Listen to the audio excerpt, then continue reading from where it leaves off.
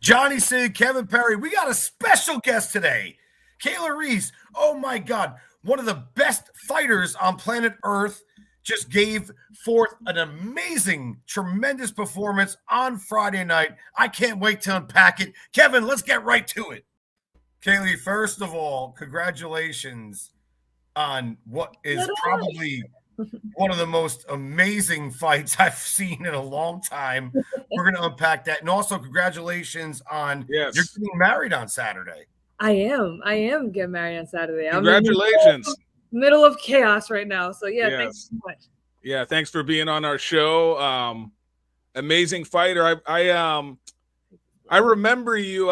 My earliest or first memory of you is from HBO. The first women's championship fight, I believe, on HBO against Cecilia Brækhus.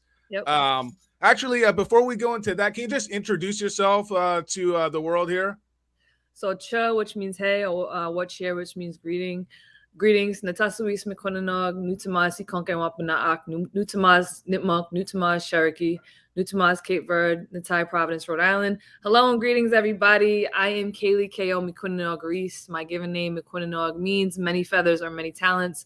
I am from the Sikonke Wampanoag people, also have lineage from the Nipmunk and Cherokee tribes, as well as Cape Verde Islands. And I am originally from Providence, Rhode Island, talking to you from the mean streets of South Philly. Right on. Philadelphia got that good food. Yeah, oh yeah. Philadelphia got that good food. Yeah, I could see there. You were in a little bit of a fight this last week. Can you go into that real quick? You should see the other guy. You know what I'm saying? I win this proudly, man. I'm not one of those fighters that is naive. I'm not one of those fighters that ain't real. I'm not one of those fighters that don't say I got banged up. I was glaring at right hands all fucking night, so I got a black eye. That happens, you know what I mean? You and Jessica Camara went really, really hard. I was watching that fight, and you know I love you. So it's like I watch it, and I'm like, oh, man, this is like one of my friends. This is someone I really care about in a firefight. And you guys both made adjustments. Like you and Jessica both made adjustments throughout the entire fight. And to be honest with you, I refer to this as like the Gotti Ward of I don't even want to use the word women's boxing. I want to use the word boxing. Like that might be the fight of the year for me. Like, so I'm not exaggerating. You both put a lot into that. What was that fight like for you? Man, it was just being there at this time during this crazy time in boxing. This whole month of boxing, men's and women's, is crazy. And then to be in this pinnacle of women's boxing, having such a transition right now, and to be 13 years plus in the game, at age 35, fighting for unified world titles in a weight class that it's only my third fight. Man, it felt so good to be in that fight. And going forward, we had game plans. We knew we were going to be in a firefight. We knew it was going to be a war. I wanted to have fun. I was fighting close to my hometown during Native American Heritage Month, with my boy Boo Boo on the same card as a childhood friend, represent Cape Verde and East Providence, Rhode Island out there. So it was amazing. Now, health-wise, I was battling some things, but I was going to die in there. And I mean that with all seriousness. I was going to die in there before I quit. So I knew that women's boxing would win that night, and I did enough at the end to come out the victor. If I could cut the belt in half and give half to Jessica, I would, because she's a good friend of mine, and we were joking around that we were going to have joint custody of the belt. But, hats off to her. It takes two to tango. I never disrespect my opponent as far as that regard, and I know that we brought the heat. I mean, that fight, like looking back at it, it was like I've never taken so many hits in a fight, to be clean hits and come back, and then to really have to dig down in those championship rounds. We said experience at the end of the day. We have plan A, B, C, D, but at the end of the day, F means fuck it fight, and I have the fuck it fight. And I just said, you know what, these championship rounds, Brian even gave me some corny ass Teddy Atlas motivational speaking in the corner. So it was awesome, but I'm proud, you know what I mean? Controversy as far as who won, but I know that I did enough, literally like 9 punches enough to get the win. It was so close. like, oh no, I gotta dominate and win. I'm the champ. I'm like, yo, by the skin of an ant's ass, I won that fight, but I did enough. You know what I mean? And it was a great fight, entertainment wise, spectator wise. The fact that everybody in the crowd was like, yo, I've never watched women's boxing. That was a great fight. That's what I like to hear as a boxer. No one likes being in those wars, but I do for the fans, man. You know, I don't like getting hit, but if I gotta rock this black eye to, you know, catapult women's boxing and get paid more, get more women's fights on because everybody loves it and wants to see it, dude, I'll take it. Let's go.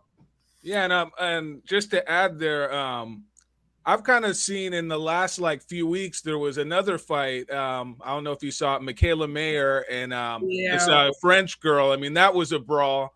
Women's boxing has really been just on the up and up, and it's getting a lot of attention. And it's great that you're a part of that. So actually, what was it like fighting somebody that you're close to as a friend, somebody that I'm assuming you've maybe sparred with, or somebody that you've known from the amateurs? Was it difficult to fight somebody like that, or it's basically just business as usual? It's business as usual, and I hadn't had the pleasure to spar with her, but I've known Jess for some time now, and I actually commentated her last 2 fights. And I actually witnessed the progression, you know, from the St. Ville fight to the Head of the Hardy fight. And, you know, she's also a fighter that is managed by Split T, is promoted by DeBell Entertainment, and is managed personally by Brian Cohen. And, you know, just as far as, you know, we don't live next to each other, we don't speak every day, but I consider her a friend, and she's a sweetheart of a person and an amazing human being and an excellent fighter. And she's a hungry fighter. And I know she's going to make her mark even harder in women's boxing. And I was just pleasantly surprised of how well she handled everything, as far as, you know, because the Matchroom and DAZN does production wise crazy. You know what I mean? It's a whole different level. It's not just throwing punches. It's the whole fight week. It's how you present yourself. It's a whole vibe, not to get corny, but you know, I've always said that her composure and how she holds herself in general amazes me. And I'm real proud of her for rocking out, you know what I'm saying? And banging out with me. Cause that was dope. And I wouldn't have wanted to have a Gotti Ward fight with anybody else. You know what I mean? So it's not hard. The bell rings. We tried to beat shit out of each other. And, you know, I said, I want to beat the shit out of her. Yeah. She said, fuck it. That's the name of the game, right? So it was like, yo, we'll just beat the shit out of each other. This is why you're my favorite, one of my favorite fighters on planet Earth. And Kevin's right. You gave, you know, the women's boxing industry a big, big push. DeBella Entertainment, Lou DeBella, has always been an advocate to trying to get the women out there and in the spotlight. People like you are out there doing that, and you're doing it in a tremendous fashion. Like, this wasn't just a fight for women or men. This is what boxing is supposed to be. Friday night, like you said, you're going to go out there, kick the shit out of each other, you know, but still love each other. Look at what you guys did right after. The two of you, when you were done with that fight, what's the first thing you did? Hug each other. You had so much respect for her. Yes. I was so tired. I just needed an arm wrestle. So I had to, because it was such a dogfight. And honestly, that last round, like, she was out. I had her out. And there was a weird stoppage that the ref did. I still am confused about that, but I had her out. You know what I mean? I did what I had to do, but I just had to embrace her because, we just beat the dog shit out of each other for 10 rounds. Come here. Like, you realize what we just did. It's not what I just did. It's not what you did. We just did. You came and you performed. I wanted her best. I wanted her A game. Now, if I ever fight her again, I want even better. You know what I mean? I don't want to take any side road. I never had anything given to me. I don't want to take any cheat codes or nothing like that. I want your best. I want your best. You came out in the 10th round of that fight on Friday. Let's unpack this bad boy. But I'm going to start with the 10th round because you came out like a house on fire. That fight was extremely close, as we all know. And you went out there and you just went guns blazing, and you hurt her quick. And I'm like, oh, man. And you showed no mercy. There was no mercy in this dojo. Strike hard, strike fast. No mercy. Exactly. And you went in there, you went hard. And I was like, I called my wife. She was at work. I'm like, oh, my God, this is like one of the best fights I've seen all year. This was so good. And she's like, your girl win? I'm like, yeah, I think she got it. It was a very close fight. Going into that fight, like looking at rounds 1 through 10, you both had like ebb and flow. what were like some of the adjustments that you had to make? You talk about like some Teddy Atlas type, inspirational stuff. I know you are very tough and very strong mentally and all that, and you both put a lot into that. So what were some of the things that made you get to that finish line? Like I said, physically, I had some things I was dealing with. Even, everybody could kind of tell that something was going on, but the game plan is the game plan. So there was adjustments I had to make, going a different way, using my jab, digging to the body, bringing my hands back to my face, which clearly I didn't do much. Just, you know what I mean? And then just really overpowering or using my experience. But I knew in the middle rounds, because of how I was feeling physically, that if I was going to take rounds off, or I was going to do less or try to just not survive, but just to do less, it had to be in those middle rounds. And I knew that 8, 9, and 10, especially 10, because they were so close, I had to pull something out of a different realm. Like, it was a full super eclipse moon on Friday night. And I swear to you, I had to go to a whole different realm. I've never dug so deep and so hard to pull that out of God knows where. I'm supported and protected by so many ancestors. And I had a little speech by Brian Cohen, my future husband. And he had Cliff Note. Y'all can laugh now, but this is hilarious. He had asked me before I fought, there's a native word, is Ayutash. It means stand strong. And for my lineage, where I'm from, Anawan is a war chief. Won't give you too much of a history lesson, but he's a war chief. That was a war chief to a great leader called Massasoit Osamikon, and that's where I'm from. So he used to say Ayutash before every battle. It means stand strong. So he asked me before the fight, and he's like, "What do you say? What's on the back of your neck?" I said, "Ayutash." Why? He said, "What does it mean?" I said, "Stand strong." You know that. He's like, "All right." This motherfucker put this shit on a little piece of tape and put it in his pocket, right? I didn't know that. I didn't know anything. So he must have studied it, because he's like, "Okay, you got native blood in your line, right? Why do you fight? You want to stand strong, right? You want to stand strong." Ayutai, he's giving me this Ted. I thought he was gonna pick up the phone and call my dog or something. And then he's like, "Now give me a war cry." I'm like, I could barely punch the last 2 rounds. You want me to war cry? This is what I'm looking at. I look at him like, bro. He's like, "Come on." I was like, he said, "Do it again. Let me hear you." He was just trying to get me motivated. And that's kind of the last bit I needed to really just go out there and fuck a skill. Just fight, fight. And I even, my mouthpiece has MMIW on it, just to remind me of one of the very many reasons why I fight. There could have been, a young, not even girl, a young teen or a young person getting snatched up and stuffed into a van when I was fighting. I fight for them. I fight for the ones who can't fight. And when I need that extra little push, those little reminders help me. So after that, it was just like a fire lit under me. And I was like, yo, by any means necessary, my Malcolm X style, I'm going to get this job done. I'm going to stop her. I got to stop her because it's way too close. You know what I mean? And those last 2 rounds, I just went to work. I saw that, and that's why I mentioned that question, is that I saw that you came out and I'm like, where is this coming from? Like, you were like galvanized. I'm like, something spiritual or something happened there, and I was so impressed. And I was like, all right, she got this now. She got this now. And I saw Jessica start to break down. I saw her fatigue. I saw her legs getting really rubbery. And I was like, oh my God, she's got this. My girl's going to take this. And just a great, great war. Tremendous fight. Congratulations on Friday. You mentioned congratulations, yes. So that was a unification fight. So can you just let everybody know what belts do you hold now at 140 pounds? I got this one at 140. It's the IBO. Beautiful. I got the WBA. And then hold on, I'll bust out the last one, the most important. Oh, let's get it. Let's get it. Right on. And I got this one's very special because I've been chasing this belt for a long time. This is their new style of the belt. This is the first one. Oh my God. This is the WBO. When my wife sees that, she's gonna go nuts. She's all about the pink. Let me see that thing. Oh my Let me show you the case, man. The case is sick. It's pink. I don't even like pink, but I'll take it. Oh, that's awesome. That's badass.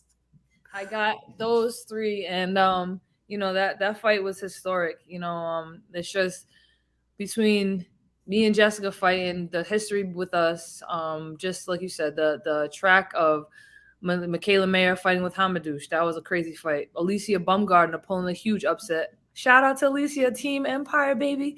That was a terrific knockout. Yes. That was on DAZN as well. Correct? Yeah.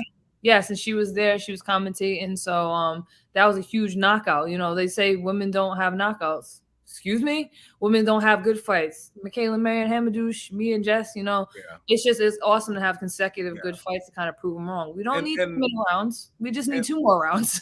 And I just wanted to add there, and this is kind of similar. What I kind of see happening is in women's boxing is you're starting to get the top fighters fighting each other, and that's what's making for the good fights. And I think in men's boxing, it's the same way. When you get 2 fighters that are about on the same level, normally, you know, you get a really good fight regardless of styles. And I'm kind of seeing the talent level increasing, you know, over the last few years. How do you feel about that? And actually, just to bring up, you haven't lost in the last 3 years. Your last loss was to Cecilia Brækhus, and since then you've been on a pretty long win streak. What do you attribute that to? You know, the Cecilia Brækhus fight was a loss but a win. Just like the fight with me for Jessica is a loss but it's a win. It's almost like, well, you put her on her backside too in that fight. I did, man. I did. And it was a fight where I realized that I say this a lot lately, that I was supposed to be in the top elite fighters. I was supposed to be there. I'm actually as good as some may think I am, and actually how I should know I am, you know, not being cocky and full of myself. But for a long time, I didn't, you know, it has to do with being generational genocide, just being passed down, but just didn't think I was good enough for anything. Wasn't enough native enough, wasn't Cape Verde enough, wasn't a good enough fighter. So I didn't really, not that I didn't try hard, but I just felt like if I got too good, I wasn't worthy of it. You know what I mean? So that was something that I battled with early on in my boxing career and life. So when I, you know, trained hard, that was the first time I had an actual training camp. I went away. I came to Philly and had an actual like 2-month training camp. But all I had to focus on was just boxing. And I was great. I had an actual team and coaches that were paying attention to just me. I was the priority, not if I'm in the gym, I'll give you pads kind of a thing. I love my family back home in Rhode Island. They took care of me. They've known me since I was a kid. I call my dad, Roland Estrada, Peter Manfredo Sr. They took care of me. But, you know, I came up in a time where there was the Jason Estradas, Matt Godfrey's, and everybody was currently in their pro game. So I wasn't priority. So that was the difference when I was in camp for the Cecilia Brækhus fight. And again, Brian Cohen with his motivational speeches, you know, there was a lot of discrepancies to that fight. I know we talked about that last show, but going into that fight, having the glove change and all this other stuff, it took me a couple of rounds to kind of get warmed up. But once I did, going into that 5th round, Brian hopped in. He's like, yo, you're supposed to be here. Yo, wake up. And I woke up and, you know, I did exactly what I came to do. And I put my name on the map. And I feel like that was kind of a revamp for my already extensive career. By 2018, I was already pro for 10 years. You know, that's kind of on your way, like, okay, we're going to take a couple of fights and retire kind of a thing, especially how my career has been like this, you know, loss, win, or a lot of losses against people in their home countries. But I've been doing this without a manager, without promoter, you know, different trainers in my corner at times, and kind of just taking fighting at 160 where I should have probably been fighting at 47, 40 my entire career. So that is the difference. And from there, we built confidence in myself. I worked on myself, and I'm still working on myself. You know what I mean? But from there, that's the difference. And I had a team that really believed in me, starting with Brian Cohen. We started working together in 2016, and, you know, just having a lot of trust in him and being real with myself. That's one thing. A lot of fighters, like, if you can take anything from this whole me yapping on, be real with yourself. Be real. Look in the mirror. If you ain't real with everybody else, be real with yourself. Like, if you go around and you just talking like, you know, you can fake it till you make it, but you got to realize where you're at right now. You got to, you know, be real. Like, yeah, I want to be this much, but you're still right here. So chill, be real. Humble yourself. I know you want to be there and you can fake it till you make it, but you can't fake it to get your ass knocked out. You know what I mean? So, I love that quote. You know, you can't fake it till you make it. And you definitely don't fake it. I mean, the bottom line is the way you came into the fight too. You know, paying homage to your heritage. I thought that was a nice look, really cool ring entrance. You know, Thank you. very, very awesome. Everything was inspiring about what you did on Friday night. Your corner came together, you came together, your opponent, also showed up, and there was just something beautiful about the craziness of boxing, and that's where it's at its best. Like, you guys brought the beauty out of like the carnage. Like, that is hard to do and make it like where you're so compelled and motivated. It was like watching like a Rocky movie. Like, I'm sure you've watched the fight again. Like, I couldn't believe what I was seeing. I was like, oh my God. Honestly, I haven't watched it yet because I need to sit down and like I just lived it. You know what I mean? I just lived it. You lived it. Yeah. There was so much. There's so much. And again, because I'm a friend of Jessica's, like for both of us, I'm just like, I need a minute because this has been a lot since like May. I've been just doing nothing but training myself, Ebony fighting here, title fights, all that commentating, like it's just been crazy. So I haven't watched it yet because I lived it and that shit was fucking crazy. You know what I mean?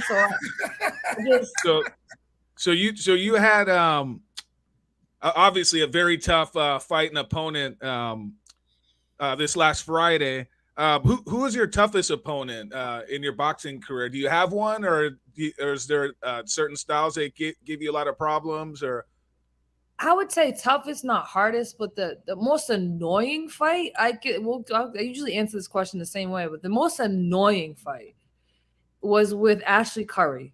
She's a southpaw and she just doesn't know how to fight. You ever fight you ever try to catch a hose that you didn't know you turned on?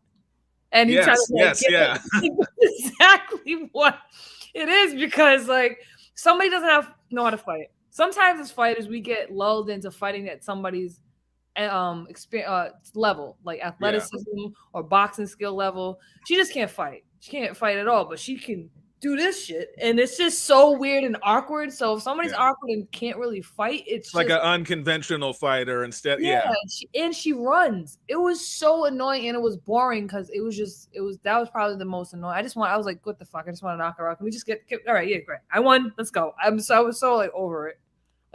So that one obviously sticks out in your mind. Who is I guess like the best opponent you think that you face as far as just the toughest challenge, I guess you could say. I mean, obviously the other girl was a challenge, but maybe somebody in a different manner that challenged you. I would say Cecilia, because she brought the best out of me. I like fighting those fights. Like, I'm looking forward, and I've been wanting to fight Chantel Cameron because of the caliber of fight that she brings. She fast feet, fast hands, hits hard, can box. She doesn't run. She can go backwards, forwards. Like, it just brings a lot out of me. So you're a different fighter in front of different fighters. You know what I mean? Early in my career, if somebody fought really slow and just, only like did throw a jab, like you get lulled into that. But being experienced and having a game plan, which is so important from your corner, and sticking to that no matter what. Like, for instance, I came out southpaw in the first round. There was a game plan to that. You know what I mean? I've been fighting southpaw, so we was trying it. You know what I mean? So sticking to your game plan and actually having the experience and the composure to actually listen and don't get caught up in everything else and not getting lulled into fighting somebody else's style. But I think Cecilia was my best fight. The hardest I got hit was probably Michaela Loren. I don't know what the fuck was in her gloves. I don't know what she but I don't know if it was because it was so late. It was like 2 a.m. and in Spain they reused the gloves. They were like oven mitts. I have no idea, but she hit me. My eye was like out to here by the 4th round. Number one, because they didn't allow the my corner person to work the corner last minute, and they had some Spanish guy work my corner. That sounds like home cooking, huh? Yeah, man. It was one of those. He didn't know what inswell meant. He didn't know what ice is. I was like, bruh, just anything here. So it's like the Tokyo situation with Mike Tyson. They were putting like condoms on Mike Tyson's, like water blew up condoms. Nice. On Mike Tyson's eye. Like, what are they doing? Like, where's an inswell? Yeah, no, that was horrible. Between that, I think she hit harder because it was so swollen. By the 4th round, it was like swollen shut. So yeah, those two stick out.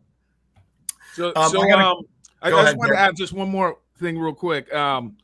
So a lot has been made in women's boxing as far as there's 2-minute rounds in men's boxing.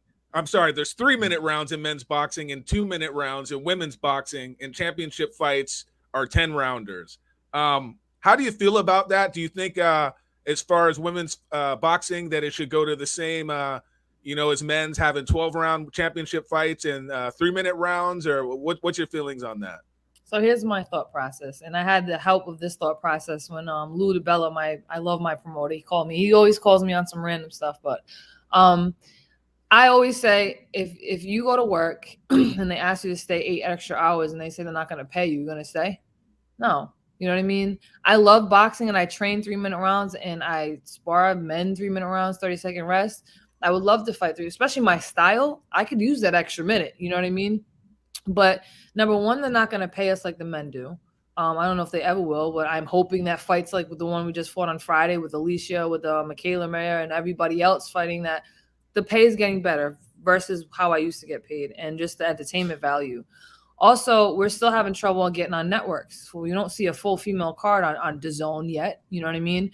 Meaning, if you see a bad male fight, 3-minute rounds, it sucks. I don't care if it's 4 rounds. It just sucks. But if you see a bad, and there's really, really bad female fights, it's only 2 minutes. It's less time. So we're more likely to get more female fights on networks. You know what I mean?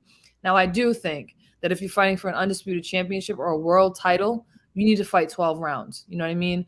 I think we should start with adding 2 more rounds at the end of those for world title fights. And then you'll see more knockouts. You'll see what you want to see. And then maybe you'll get even more fans because there's longer fights. And it would have a lot more respect from the average boxer and fan and spectator that only watches men's boxing and is just now getting to women's boxing, because it will be the same amount of rounds as the men do for the same titles.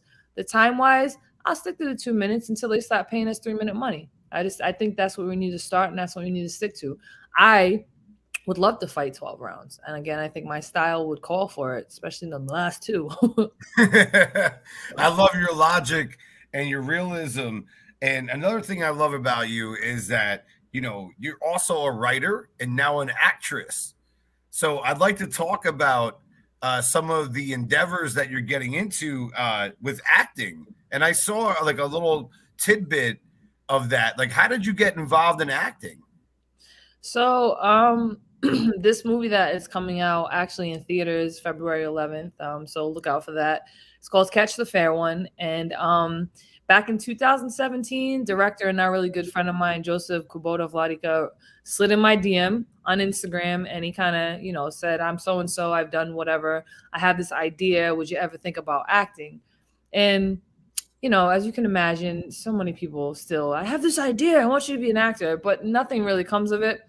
Oddly enough, as we're talking about, other realms and stuff, a week before that, I've always wanted to get into acting. I just didn't really know where to start. So I said, universe, if it's for me, it will find me. And a week later, he slid up in my DM. I talked to him for a minute. He came up to Rhode Island and he checked out. He's directed Narcos, Walking Dead. He had a movie out already. Very well known and very established TV director. And he had a script about a woman that loses somebody close to her. That's it. He had like a bone script. And he just had started learning more about missing and murdered Indigenous women, especially in the Canada area and the Trail of Tears, the Highway of Tears. So he wanted to kind of base it around that. When he saw what I was doing with my platform, just trying to bring awareness to missing and murdered Indigenous women, he really wanted to connect with me. And fast forward all the way to when we made our premiere in Tribeca this year, I had a huge creative input on the way the story was told. He was very hypersensitive because he's, number one, not Indigenous, number two, not a woman. So my perspective and my story, he just really wanted a collaborative partner to write this story and tell the story the correct way. He sat down with some elders of my tribe. He wanted to know more about the Northeast Woodland tribes because, again, we don't even get a lot of representation. He wanted to know how it was being biracial, being Cape Verdean or Black and Native, because he's also biracial himself. So we kind of connected on that, having siblings. And from there, we just built a bond. And I had a hand in writing, helping him write the ideas, the characters, the theme of the movie, even down to the colors. You know what I mean? I had a lot of creative control, and I appreciated that, especially telling an Indigenous or Native American story.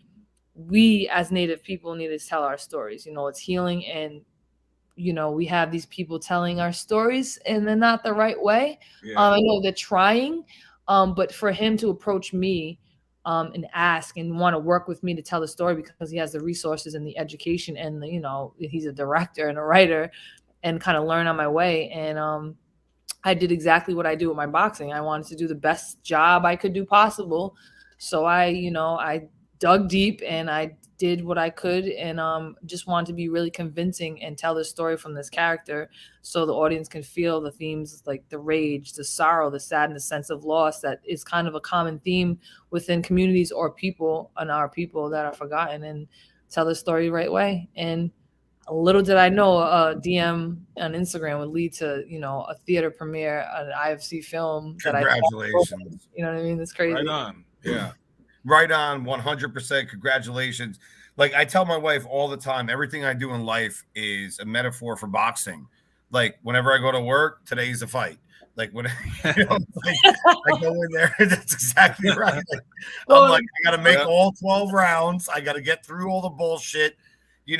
When I do something with music, it's like everything is just like you got to finish. Like it's all about the finish and the passion. You got to finish, man. And you got me so fired up right now. And I know that you have an amazing brain and you're so intelligent. And so I cannot wait to see and hear your writing and see how you act on screen, because I know it's going to be amazing. Like you have this, like I told you from day one, with everything that you got going on. Like the minute I saw you for the first time, I'm like, this woman's got something. This person's got something. Like there's just a charisma to you. And that's why I wanted to bring you on today so much, because you just have this passion for life, and you're trying to do all the right things, and you do it the right way. And a lot of people don't do that. Yeah, that's I true. just do it. I think the difference between right and wrong a lot is just people do what they think is right instead of what's authentic to their true self.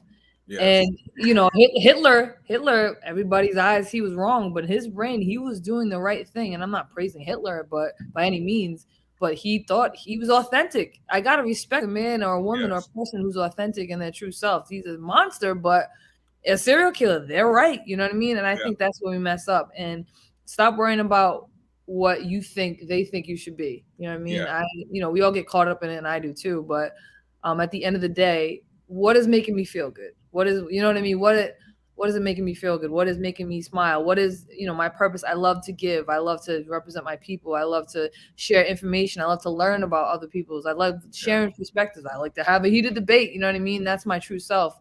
I don't want to be sitting behind a desk and be fucking miserable. You know what I mean? Just be a true self. Yes, exactly. All right. So moving forward to boxing this past weekend, I want to know your thoughts, if you don't mind, about what happened with Crawford and Porter. Like you're expert, and I want to know. I just wanted to ask you something just real quick. Do you watch because I know a lot of boxers don't actually watch boxing. Are you a big boxing fan? Do you watch every fight that comes on? Or yes, I do. Unless I fall asleep, which I did, so I had to watch the highlights to this fight. I'm not even gonna front. I fell asleep. I was so tired. I fell asleep like 9:30 on my mom's shoulder. I was exhausted, but I love boxing. I love watching boxing. I watch old fights, new fights. I watch I love watching boxing. I'll go to the fight. I don't care what I look like. I just want to go to the fight. I will see the first fight because I want to be there on time. So I want to see the fight. Wow. I love watching boxing. Yeah. So thoughts on Crawford versus Porter? What occurred there? What were your thoughts on the outcome and the fight in general? Crawford is just pound for pound one of the best. He is powerful. He can box. He sees red. He senses his senses. A lot of people don't talk about senses in boxing, but you can usually sense something. Like I sensed when Jess was like done. She wasn't done she kept coming, but I was like, all right. You can sense he has a really good sense. Yeah, he's a good knack of like his instincts. Yeah, very good. I mean, he's the best instincts I think in the sport of boxing right now. I think reflexes. I mean, he's smart. He's smart. And don't get me wrong. I am a Porter fan. I think I've answered, maybe not on your podcast, but if you could fight anybody, any guy, who'd you fight? Shawn Porter. Yo, he's a dog. I love him. Like, I love his heart. He's well-spoken. He's a good representative of the sport. He's a good commentator. He's just a fun guy, really good guy. And he's a dog of a fighter. I love those Gabe Rosados. I love those Shawn Porters. So I give him all the respect in the world. And I just think Crawford is just good God. He's like another Canelo in the fact where he's so well-rounded as far as he can do everything: defense, offense, feet, move, punch, move, like everything. When you're well-rounded and you just keep getting better and better as a fighter, like a Crawford, like a Canelo, then he's just one of the best, you know. Yeah, I gotta agree. Terrence Crawford, he was very impressive as always. After about the midpoint of the first round, I knew what I was watching. I'm like, all right, he's already negating Shawn Porter. Like, he's already taken the linebacker aggressive style of Porter out of the equation. He's already making Shawn try to box, which is not really Shawn's best attribute. I love Shawn Porter. Like, I love Shawn Porter. I love his aggression. I love the way he goes after people and smothers people. Crawford's at next level. Like, he doesn't allow that shit to happen. He's like a computer. I mean, he's just taking the data and he's just kind of putting it in the bank somewhere. And this gotta call him Neo or Morpheus. He's like the Morpheus. Yeah. There you go. That's right. That's exactly because even like if when he's losing rounds, even if he was losing rounds, he's under control. He stays relaxed. He doesn't panic, and I think that's probably like one of his best assets that Terrence Crawford has, in my opinion. Did you guys notice what he actually did in Crawford against Porter in this fight? He actually backed Porter up the majority of the fight. That doesn't happen often. So there's some kind of like silent genius to that. Like, definitely Porter came in and pushed him and moved him around and tried to manhandle him, but Terrence Crawford kind of fought fire with fire, and showed homeboy what time it was. That's very smart. Like, I mean, if you got to look at too, like when I'm looking at fighters or who I'm gonna fight or anybody, if I'm looking at, I just want to know how people will match up. I'll see how they fought and how if they changed up how everybody else fought them. Like, for instance, when everybody fought Jess, they were just kind of boxing her and running and boxing and running and boxing. But you gotta do something different a lot of times because, people make adjustments. So his ability to take Porter out of his comfort zone, that's and to be active and to be a ring general. I don't think people understand what a ring general is. Doesn't mean you're throwing punches the whole 3 minutes or 2 minutes of the whole round. It means you're in control. Even if you're going backwards, even if you're moving, even if you're blocking shots or whatever, you're computing and kind of taking, like you said, taking little information, but you're still being active on it. You know what I mean? And he's just a genius at that. I admire any fighters like that. Even just even being on the ropes. I mean, even though you can be in a whole round and maybe throw 3 punches, but you're in control. You know what I mean? That's your round off. You know what I mean? And only real fighters would know what I'm talking about. I mean, there's a way you hold. People don't get taught how or when to hold. They just try to hug you and they get caught. You know what I mean? There's a way to do things, and that's why it's called the sweet science. And that's why it's an art to me. I love it. And this is why you're a master in your field and a champion of the world. I got a couple questions for you if you care about these fights coming up, Kev. Yeah, actually, I want to just add real quick to that, John. We have this segment that we normally do, and it's called Does Kevin Care? Where John kind of asked me, do I care about certain things in the sport of boxing? We have you on the show, and we're calling this segment Does Kali Care? So, John, take us away with that. Does Kaylee? You gotta say right. I'm sorry. Does Kali care? That's right. That's an important name. All right, Teofimo Lopez versus Cambosia. You care about this? Hell yeah, dude! I'll be getting married, but I'm like, as long as we're done before the fight, we gotta turn the fight on. Oh wow! Yeah, he's a fellow team, split team member. So big ups for him, and not even just because of that, he's a beast. So I care, and I'll be watching. I don't care if we're in the middle of vows. I'll be like, no, sorry, gotta watch the fight. I don't care. Dude, I love your passion for the sport. Last week I was working, or what was it, 2 weeks ago during the Canelo fight, against Plant, and I couldn't watch the fight because I was bartending and waiting and stuff like that. But I knew when my kitchen started playing the Mexican music, I'm like, all right, I know who won. Yep, there you go. They were going crazy. I know who won immediately. Yep. And I'm like, I got to see this thing. And he looked great. All right, so we got another one. Devin Haney versus Jojo Diaz. Absolutely. I think Jojo Diaz is such a character, and I think Devin Haney is a problem, too. I like Devin Haney, even though I think Lopez will beat Devin Haney. I think that will be a good fight, but of course I care about that fight. That division is hot right now. What do you think? Let me ask you a question here. What do you think is the best fight for the men's division? Like, say, 147. We had a lot of changes at the guard right now in terms of Porter retiring. We got Crawford, really at the top of the game. That's one of the most interesting weight classes still to this day. We have other very interesting scenarios with Canelo. Does he take on Benavidez? Beterbiev? What's the men's fight that you'd like to see? Well, I heard Thurman trying to say that he would be ready for Crawford in 8 months. He needs to have a seat, number one. Thurman, come on, man. Keith Thurman for Crawford? No. Spence Crawford. Spence Crawford, I would love to see. Actually, what did you think of Spence just charging out of the arena after Porter got knocked out? I mean, that was kind of a bad look to me. What did you think about that? I mean, maybe he had to go home. I don't know, man. I don't know that man's life. Hopefully he had an Uber. Yeah, I mean. Hopefully he Ubered home. Today's society, nobody's safe. So it's like if you cough the wrong way, this shit's going to be a meme in like 30 minutes. You know what I mean? So he's in that division. He's a hot fighter right now. People want to see it. Maybe he just didn't, because sometimes you just don't want to deal with it. So maybe that's what it is. It is a bad look, but I don't know what's going through that man's head or that man's life. So I ain't going to judge him. I have no idea. I think he's a wonderful fighter. Right. Yeah. I think Spence is an amazing talent. And, all jokes aside about things, memes and whatever, great athlete, tremendous ambassador for the sport. I mean, if you want to really look at boxing in its purest standpoint in terms of athleticism, skill set, I mean, Errol Spence is one of the best on the planet. There's no denying that.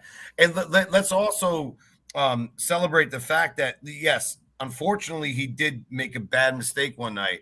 But how many people in life can make a bad mistake like that and then galvanize and rejuvenate themselves and look good and come back and box? For his comeback and look the way he did, that's insane in itself. That's dope. You know what I mean? People want to bash him for mistakes. Like people hold celebrities and athletes at such a high pedestal, which is cool to have people to want to idolize it, but realize that people, I say we're humans. You know what I mean? That's why I find it healing and kind of it's gratifying to people that I'm so transparent. I just kind of know my audience. I can't go here on if I want to pass this podcast and be dropping F-bombs, but you got to know your audience, and just be really transparent and just know who you are too. So I mean, he made a mistake. Cool, he made a mistake, but he made up for that, and that comeback was serious. He could have just kind of continued to be, go on a down path. Do you remember how everyone's looking at his teeth and being like, "Ooh, is his teeth good? How's his grill?" Yeah. Everyone's watching him. Well, I think everybody, professional athletes and boxers in general, are always everything is under a microscope, especially nowadays with social media and everything, and you kind of somewhat are walking on eggshells, but like you're saying, if you're true to yourself, I think that's the most important thing. And everybody learns, from their mistakes, and you move forward and you try to make the best of the decisions you make. Right. And think about the pressure under the microscopic lens that he was under. The whole world's looking at this guy, especially in the boxing world, which is a very cruel universe. So boxing Twitter, retarded. Boxing Twitter, it's like the waiting room of hell. Jesus. Yeah, and he's got to go out there and show the world, hey, my teeth are good, and I'm still. Everyone remember when Terrence, when Earl Spence got all messed up, people were like, "What's he gonna look like? What's he gonna look like?" He actually didn't look too bad. Yeah. What the car look like? You know what I mean? He's just, shit happens, and it's how you. Shit happens, man. Shit happens. But I tell you what happened with you on Friday night was an inspiration to the boxing world and the world in general. women's fighting, men's fighting, combat sports in general. Like I was very, and I have an emotional connection to you. Like we were friends. We know each other very well. But a fight is a fight. And when I was watching that thing, I was like, this is something special. This is a fight of the year candidate. I'm telling you. Like when you go back, I know you were in the ring. I know you experienced it. But when you see it through the lens of the camera, you're going to be like, oh my God. And I highly recommend, just watching it and evaluating how amazing you really were.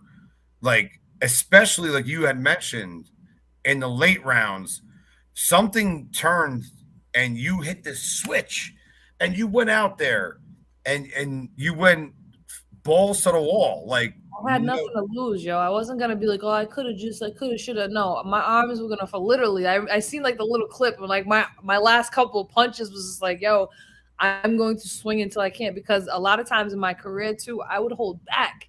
Hold back for what? What am I saving it for? I'm saving it for this moment. Yeah. You know what I mean? Like I used to get yelled at, and what you don't hold your punches. Now I'm like, now I'm not gonna stop. Now I won't. You're gonna have to stop me from punching. So, I will. I want to enjoy it too. Like I lived it, and I'm still living it.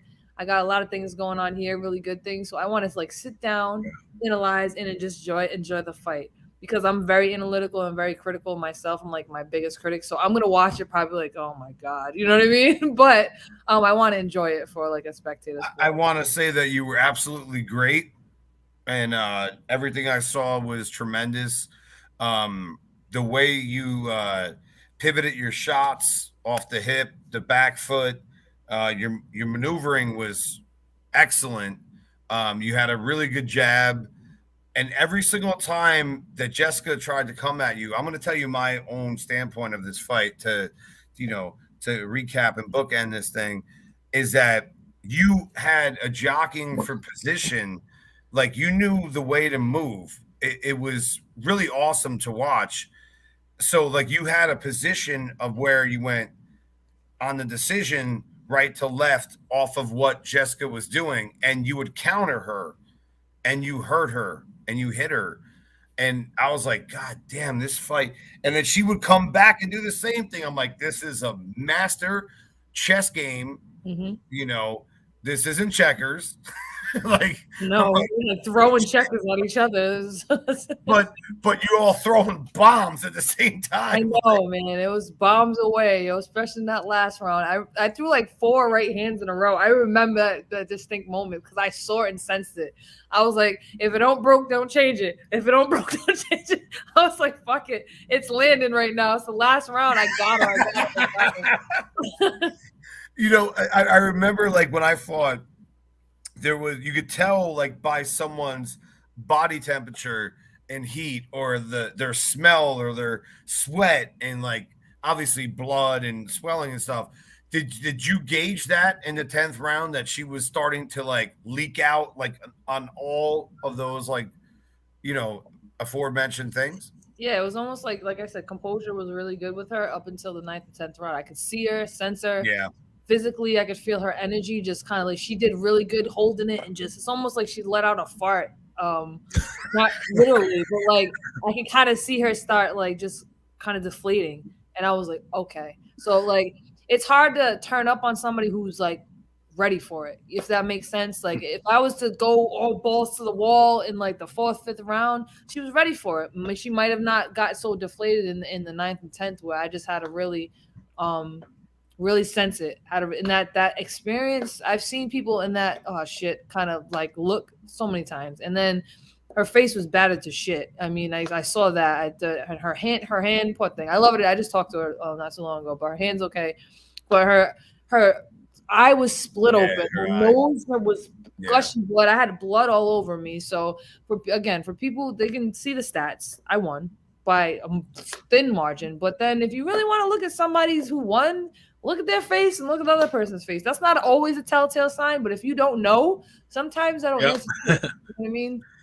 So I like what you did in that last round is that when she was trying to smother you because she was very fatigued and hurt and the cut and all that kind of stuff, you just like pushed her off. You were like, nope, Nope. Here we go. And you put her at arm's length and you started slugging at her. I'm like, oh my God. Yeah, it was almost like, beating the kids and then, no, where you going? Get over here, kind of a thing. We were both, I was exhausted. We were both exhausted. But I know. I had to use my experience and my size and just kind of really get in her head and kind of like, even not saying that I wanted to take as many shots, but I took a lot of shots and I was still like, nah, bro, I'm still here. Go ahead and keep throwing that left hook. I'm going to keep my head low like an idiot. You were like Terminator. You just kept going. You just kept going. I mean, she was trying to break me down with body shots. I had body shots for her. It was, like I said, I lived it and I can't wait to watch it. Yeah. So one of the fights. So, do you see yourself staying at 140 pounds? Or are you going to chase some other fighters in some other weight classes, or where do you go from here? I don't chase, bro. They come after me. No, sir. We have a plan. I mean, obviously, I'm scheduled to fight Chantel Cameron for the Undisputed. So, and again, having been part of this first style tournament like this for women is awesome. So that fight's already been signed. That fight's already been signed. So when we started the Undisputed Road to Undisputed tournament, that was kind of like the bracket how we did it. And so I'm fighting Chantel Cameron from the Undisputed titles. When I don't know, I just know that's next. So that's what we're prepared for. And I think that's dope that we know that. You know what I mean? We already had a face off when I was exhaustedly holding my belts, like, yeah, whatever, have a face off. But, I'm like, I'm going to post it, like, somebody caption this. What am I thinking right now? Because I was not thinking, yeah, bitch, I'm going to fuck you up. I'm like, can somebody hold these belts? I need water. It's so bad. I look pitiful. But I said this before about tournament style, too. There's no ducking. I can't go out and like, okay, I'm going to defend my belts for like 2 years against these Mexicans and just be happy. Dude, I signed up for this. I got these belts. I'm putting them immediately on the line. And I think that's a dope way to do this. Nobody can duck and we get to see really good fights. So I do have fights in my mind, maybe 2 or 3 more fights that I want. I don't know how the chips are gonna, how it's gonna unfold after this fight. We'll see. But right now my goal is to get the Undisputed Championship. So see you there. Whatever you're gonna get involved in, like your passion and commitment to the game is second to none. And your charisma and everything that you bring to the table, like I was saying before, whether it's acting, boxing, which is not an act, that's real. That's not, I love WWE, but that's not, a boxing. Guilty pleasure. It's guilty pleasures, exactly.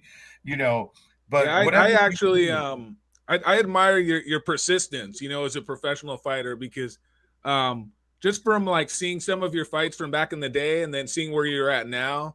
And I know in boxing, the glossy undefeated record is such a big deal. And I know you fought a lot of, world-class opposition in your career, and to see that you've unified the titles, and then, congrats on you for that. And then you're going to hopefully become the undisputed champion at 140 pounds. So just all these like different stepping stones and obstacles and stuff. And, it doesn't seem like it's really affected you. It just made you a better fighter. How do you feel about that? Just your career? I would never change my career. Even when I was, 3 losses consecutively in the hole, like I would never change it, because I said this too going into this fight. I've been on the B side for a majority of my career. I've been getting the calls to be the opponent, to go in somebody else's home country.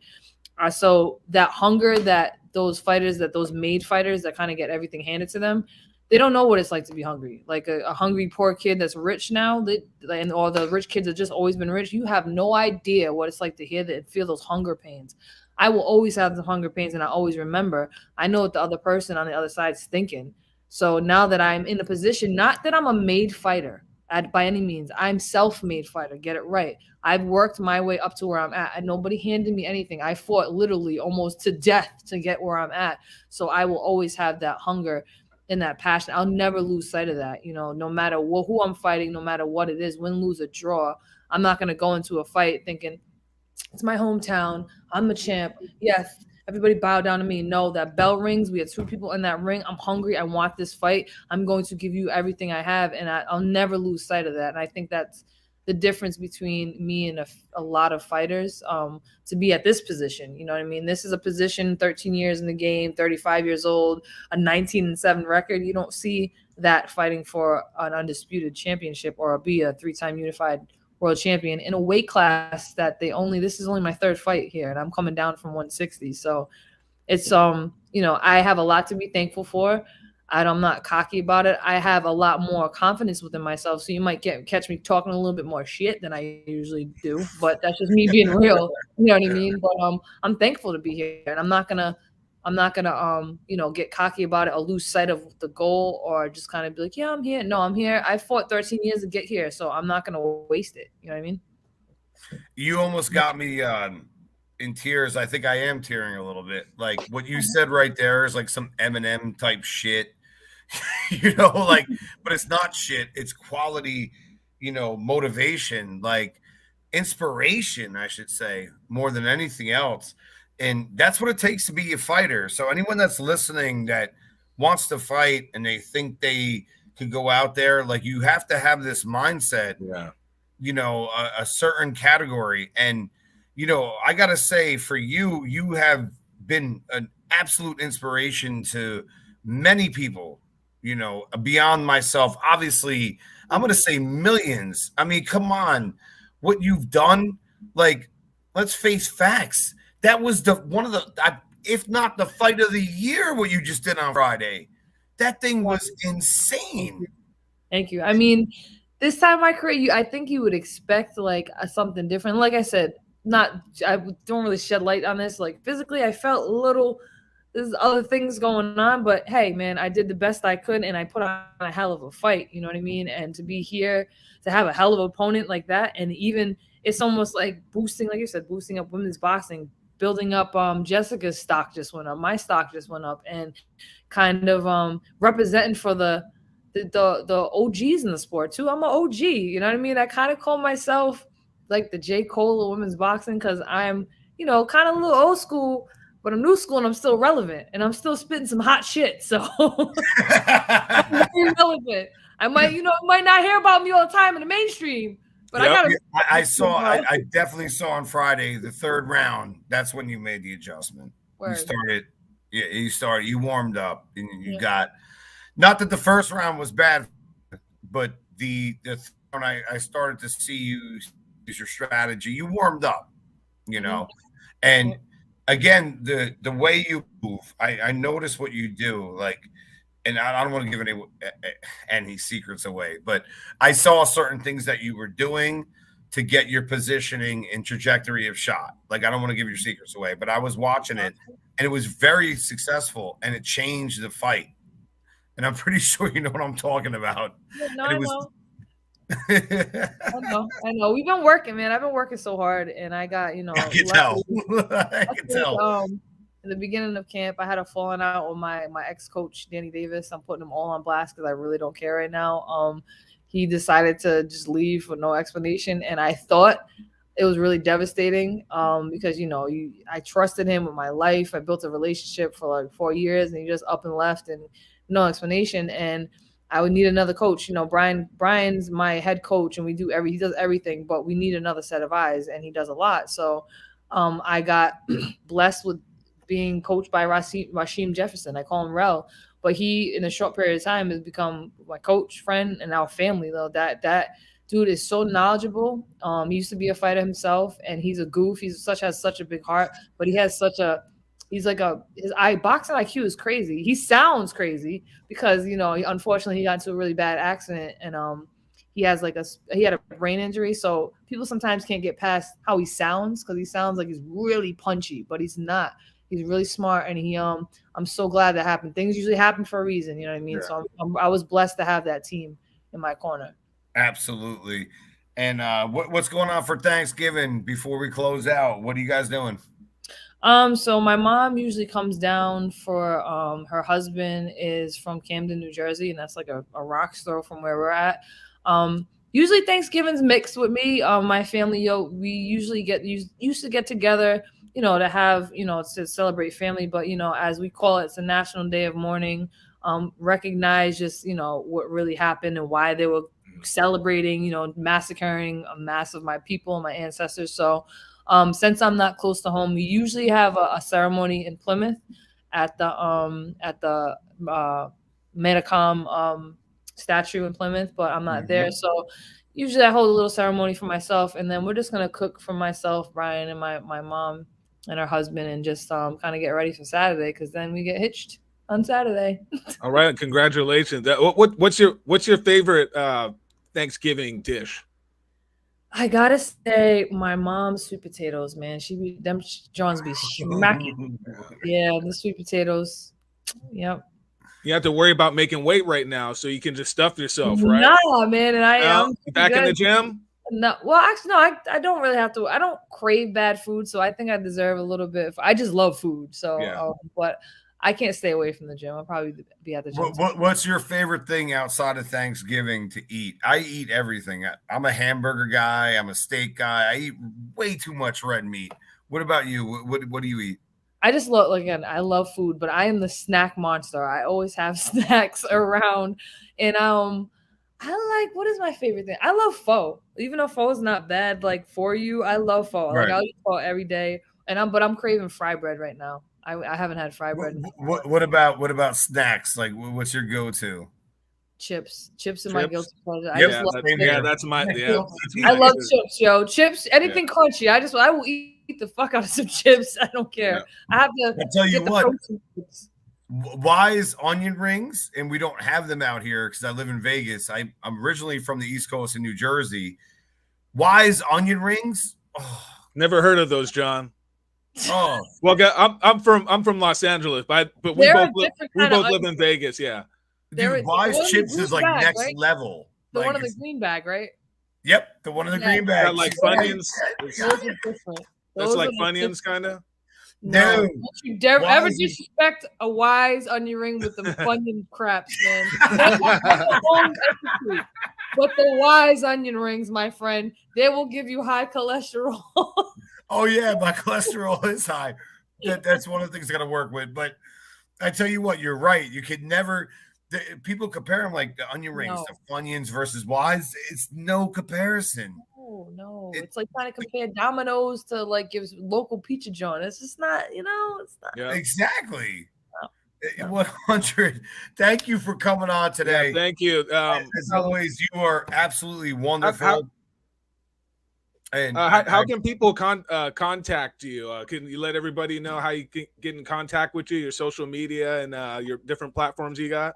Sure. So I'm still have a Facebook. It's KO/Kali KALI Reis REIS. I have a fan page there. I usually keep people updated. It's more kid and elder friendly. And then on my Instagram, I'm pretty active. KO_NDNBXR. And then on Twitter, I'm a loose cannon because I give no fucks on Twitter, so discretion. It's KO Reis 86, and I say what I want, do what I want. So there's levels, I keep the fan page for the elders and especially Native country and the kids that follow me. I have also a personal Facebook, but I'm pretty active on Instagram. It's kind of a mix, I share a lot of stuff as far as what I do with my platform, bringing awareness to a lot of indigenous issues. Share a lot of stuff in my story, keep people updated with what's going on with me, with the film, with boxing, with commentating, with everything. And then Twitter, I just who want it? Who want it? Because I'm gonna talk junk. So catch me on either one of those social media platforms. You're amazing. The show will be up within the next hour on iHeart, Spotify, iTunes, Google, Amazon, YouTube, all that great stuff. Okay. And you're great. I cannot thank you. Yeah, this is excellent. I mean, I got to give you a round of applause. Thank you. You're just amazing. Thank you, man. It's always a pleasure. Yeah. I love sitting there talking shit with y'all. Anytime. The first interview I've done since the fight. It's been so crazy. So I haven't really been doing any because, like I said, I have so much to do for the Saturday. But I couldn't pass it up a chance to sit down and talk with y'all. So. My pleasure. I appreciate your time. You're wonderful, and you're a blessing to the world and the sport of boxing and just in general. And, have a great ceremony on Saturday. Congratulations. I'm so happy for you, and I know how much that means to you. You just won an amazing fight in an incredible war. and then you get married a week later. Yep, with a black eye. Yep. Black eye. Word. I'm ready for it, man. I know you are. Thank you so much. We love you. Bye. Have a good night. All right. Appreciate you. No problem.